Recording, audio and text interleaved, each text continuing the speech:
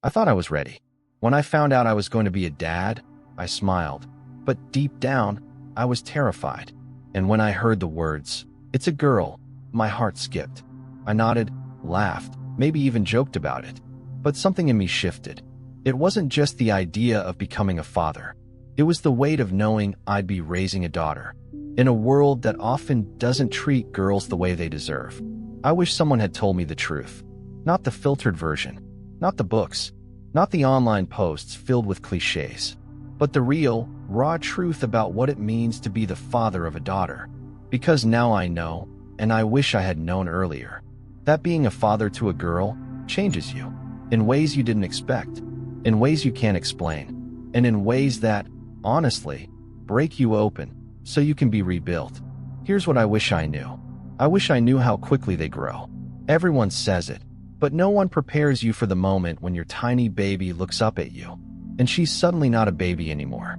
Her eyes are curious, her words are sharp, and her questions, they make you stop and think about the kind of man you really are. I wish I knew that my words would become her inner voice. Every time I said, "I'm busy," every time I looked at my phone instead of her, every time I brushed her off when she wanted to tell me something silly or random, I wasn't just missing a moment. I was shaping the way she sees herself. Because for her, my attention meant love. My eyes meant validation. My presence meant, "You matter." I wish I knew how deeply daughters feel. They don't just hear you, they absorb you. Your tone, your silence, your reactions. When you're stressed, they feel it. When you're proud, they glow. When you're distracted, they wonder if they did something wrong. And when you raise your voice, even just once, it echoes in their chest longer than you realize. I wish I knew that being strong doesn't mean being stoic.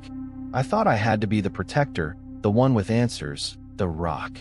But I learned that the strongest thing I could do was to be soft, to sit with her in silence, to admit when I was wrong, to say, "I don't know, but I'm here." That's what she remembers. Not the perfect words, not the heroic moments, just the times I was fully present, even when I was lost. I wish I knew that one day she would mirror me, not just in the way she walks or smiles, but in the way she speaks to herself, in the standard she sets, in the kind of love she accepts. When I was gentle with her mother, she saw it. When I held her hand to cross the street, she felt it. When I told her, "You're enough, exactly as you are," she believed it because it came from me. And the opposite? Yeah, that leaves marks too. I wish I knew that the little things were the big things. Sitting beside her while she colors, letting her paint your nails, singing off-key at bedtime, dancing in the kitchen to songs you don't even like. Those are the moments she'll replay in her heart years from now. Long after you've forgotten, long after you've moved on, she'll remember. Because that's what love looks like to her. I wish I knew that guilt would visit me often, that I'd question myself more times than I can count, that I'd wonder if I'm doing enough, being enough, showing up enough. But I also learned something powerful. You don't have to be perfect. You just have to be present, fully, consistently, with love that's not measured in gifts or words, but in time, in listening, in showing her that no matter what, you're there. I wish I knew how much she would teach me. About empathy, about patience, about wonder, about slowing down. You think you're the teacher. You think you're here to guide her. And yes, in many ways, you are. But she will break open your world and teach you how to feel again, how to care deeper, how to hold someone with your heart wide open. I wish I knew that protecting her didn't mean shielding her from pain. It meant preparing her for it. It meant letting her fall sometimes, while still being there to lift her. It meant not solving everything, but listening to everything. It meant teaching her to trust herself, not just to rely on me. And maybe the biggest thing I wish I knew is how much I would fall in love with being her dad. Not the title, not the role, but the experience. The slow, beautiful process of watching her become who she is, of seeing parts of me in her, and seeing parts of her that inspire me to be better. I used to think that fatherhood was about making her strong, but now I know it's about making myself softer, so she never has to harden. It's about showing her a version of masculinity that's grounded in kindness, that chooses patience over pride, that chooses listening over fixing, that chooses love over fear. I wish someone had looked me in the eye and said, "You're going to cry more than you expect.